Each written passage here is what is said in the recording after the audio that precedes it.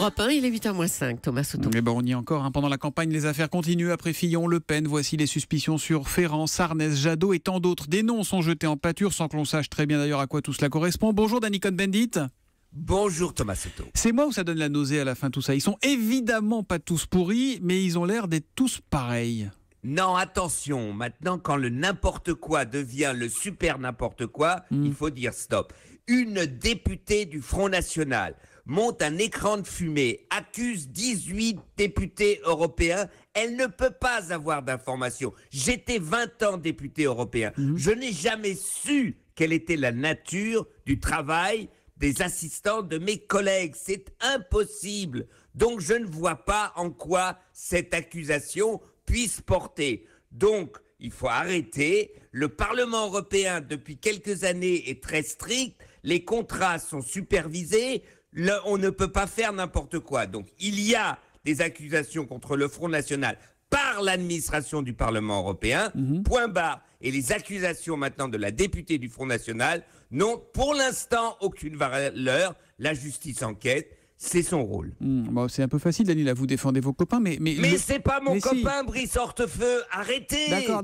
C'est pas ma tasse de thé. Okay. Je veux dire, c'est pas parce que j'étais député européen qu'on a le droit de dire n'importe quoi sur les députés européens. Bon, et le cas Ferrand, quand même, il y a un souci, là, Dany. Oui, c'est vrai, mais le cas Ferrand, c'est pas les députés européens. Voilà ce que je voulais dire. Le cas Ferrand, il y a un souci, c'est problématique. Mais là encore, attention.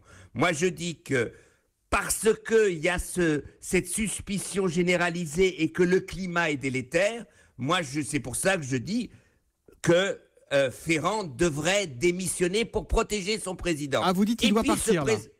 Oui, pas parce que je dis qu'il est responsable, parce que moi je ne suis pas juge, je lis les informations dans les journaux, j'en ai pas plus, mais je crois qu'il faut maintenant un peu dire stop, donc il démissionne en tant que ministre, il se présente dans sa circonscription et les électeurs et les électrices décideront, ils auront les informations des journaux, mais encore une fois, les journaux ne sont pas des juges.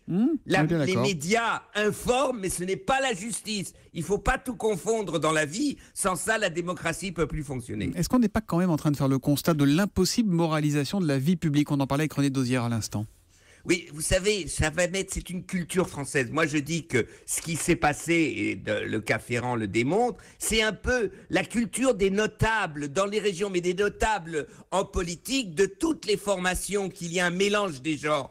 Et que si l'on veut moraliser, si l'on veut qu'il y ait plus de transparence, c'est un changement de culture de comportement, et c'est pas simplement des lois, c'est un processus qui va mettre du temps. Donc, si on peut moraliser, si on peut changer les cultures, mais vous savez, si vous changez les cultures, il faut changer aussi la mentalité des Français, parce que les Français, ils n'aiment pas le mélange des genres quand c'est pas en leur faveur, mais tous ceux qui sont favorisés par le mélange des genres, ils n'ont jamais protesté contre les petits services que leur rendent les notables. Merci beaucoup, Danny Cohn-Bendit, et à demain matin, copain, juste avant 8h. À demain matin, copain. Ciao, ciao.